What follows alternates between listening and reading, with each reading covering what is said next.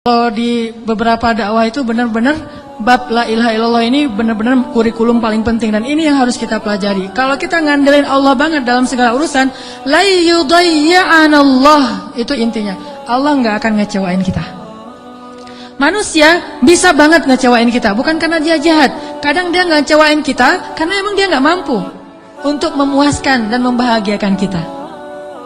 Bukan karena dia pengkhianat. Seorang istri, seorang suami kadang mengecewakan kita bukan karena dia nggak sayang sama kita, tapi dia nggak mampu memenuhi semua kebutuhan kita. Dia terbatas. Dan justru juga banyak orang yang sengaja ngecewain kita karena dia jahat, tapi ada juga orang baik ngecewain karena dia nggak mampu. Tapi Allah maha baik dan maha mampu. Bukan cuma maha baik, kalau baik doang nggak mampu, ya apa bisa kita lakuin kan? Tapi kalau baik dan mampu, nggak ada batas. La haula wala quwata illa billah.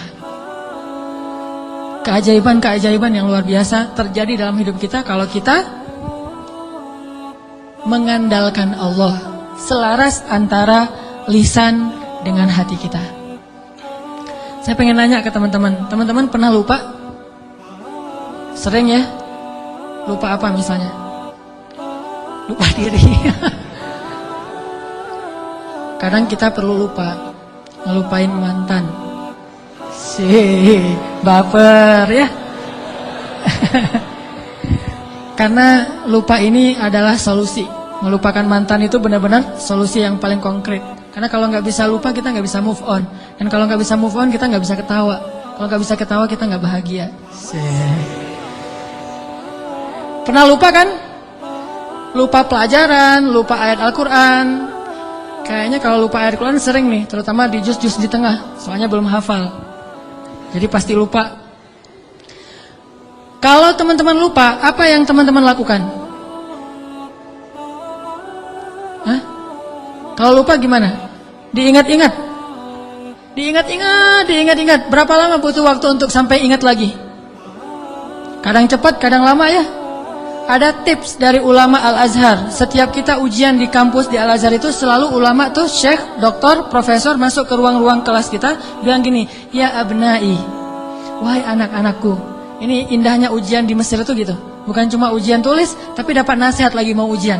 Nasihatnya jangan nyontek ya, bukan. Nasihatnya apa? Ya abnai, panggilannya lembut, wahai anak-anakku. Kalau nanti kalian mau kerjakan soal, jangan lupa bismillah. Kalau kalian lupa, jangan lupa. Kalau kalian lupa, ucapkanlah istighfar dan sholawat. Allah akan mengembalikan ingatan kalian. Karena tidaklah seseorang itu lupa kecuali karena dosa-dosa. Maka istighfarlah. Itu nasihat yang setiap tahun saya dengar kalau mau ujian. Jadi ngena banget gitu. Akhirnya saya praktekkan tuh.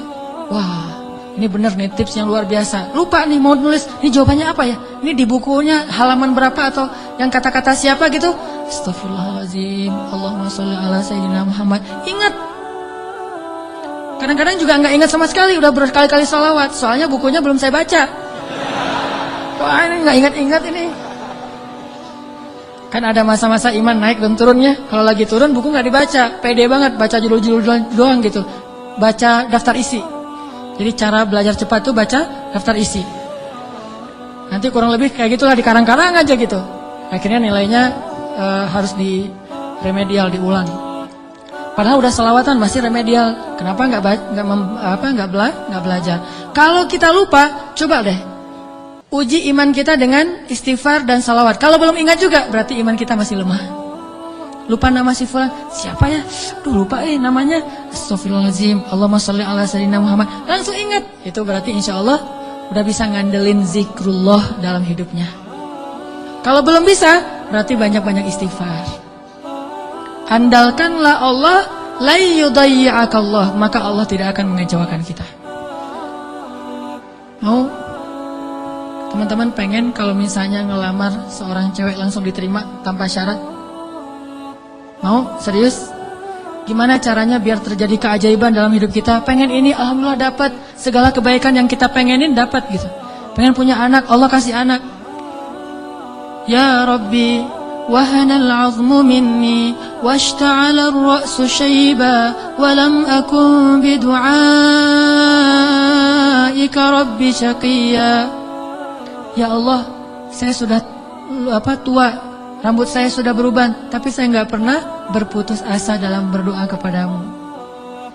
Fahabli min ladunka waliya yarithuni wa yarithu min ali Yaqub waj'alhu rabbi radiyya. Langsung Allah bilang, ya Zakaria, inna nubashshiruka bi ghulam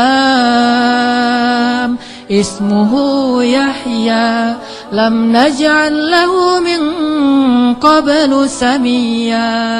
Ya Zakaria, langsung Allah kasih jawaban. Bergembiralah Zakaria, kamu akan punya anak laki-laki dan namanya saya kasih nama, bukan kamu yang cari di Google.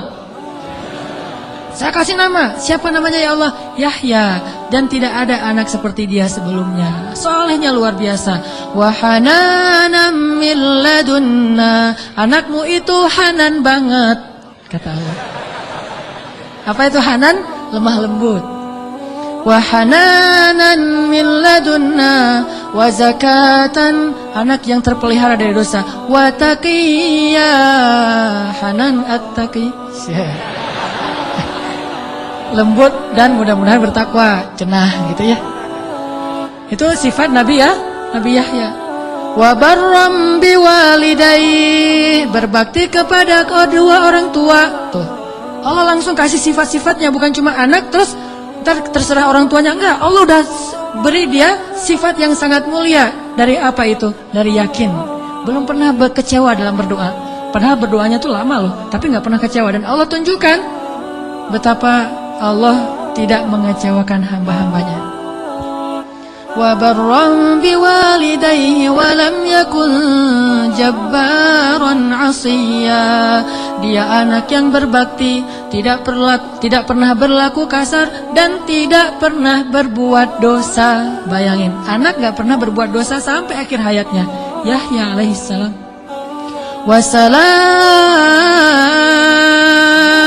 Wassalamun alaihi yawma wulida wa yawma yamutu wa yawma yub'atsu hayya.